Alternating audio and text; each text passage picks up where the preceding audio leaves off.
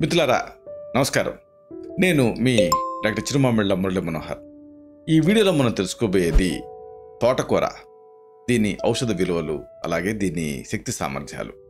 నిజానికి ఈ తోటకూర అన్ని ఆకుకూరల కల్లా శ్రేష్టమైంది. ఎందుకంటే చాలా లైట్గా ఉంటుంది, మెయిన్గా బాగా జీర్ణం అవుతుంది. అయితే ఇది మళ్ళీ రెండు రకాలుగా ఉంటుంది. ఒకటి మంచి తోటకూర, రెండు కొయ్య తోటకూర. అంటే దాని ఫిజికల్ అపియరెన్స్ని బట్టి ఇలా అన్నారు, కానీ రెండిట్లోనూ గుణధర్మాలు దాదాపు ఒకటే. అయితే ఈ తోటకూరలో ఉండేటువంటి వైద్యపరమైన ఉపయోగాలు ఏమిటి, గుణాలు ఏమిటి, కర్మలు ఏమిటి, ఇది మనం తెలుసుకుందాం.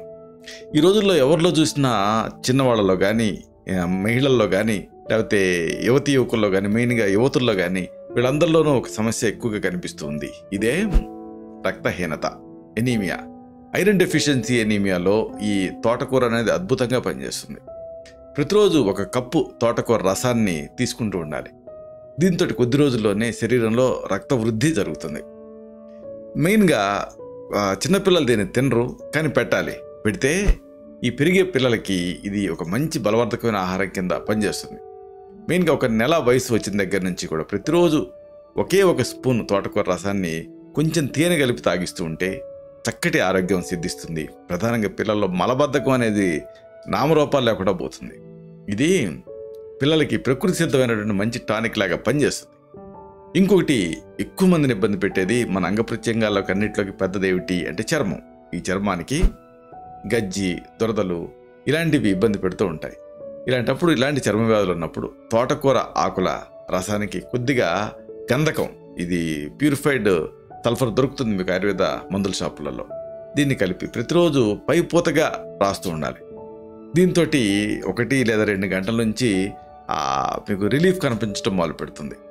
ఇక అతి ముఖ్యమైనది ఈ వెంట్రుకల సమస్యలు. ఇలాంటి వాటిలలో తోటకూర మీకు ఉపయోగపడుతుంది. తోటకూర ఆకుల రసాన్ని ప్రతిరోజు తలకి రాస్తూ ఉండాలి. దీంతో స్థానికంగా స్టిమ్యులేషన్ జరిగి అది చక్కగా జుట్టు అనేది బాగా పెరుగుతుంది. అన్నిటికీ మించి దీన్ని మెయిన్ ఉపయోగం ఒకటి ఉంది, రక్తస్రావాలని ఇది ఆపుతుంది. ఒక కప్పు తోటకూర రసానికి కొద్దిగా నిమ్మరసానికి కూడా విటమిన్ సి ఉంటుంది కాబట్టి స్టిప్టిక్ యాక్షన్ ఉంటుంది. సో ఒక కప్పు తోటకూర రసం అలాగే కొద్దిగా నిమ్మరసం కలిపి ప్రతిరోజు రాత్రిపూట తాగుతూ ఉండాలి. దీంతో చిగుళ్ళ నుంచి రక్తస్రావం అవుతున్నా, లేకపోతే ముక్కు నుంచి రక్తస్రావం అవుతున్నా ఇలాంటి రక్తపిత్త వ్యాధులు తగ్గుతాయి. ప్రధానంగా రక్తమూలాలు తగ్గుతాయి.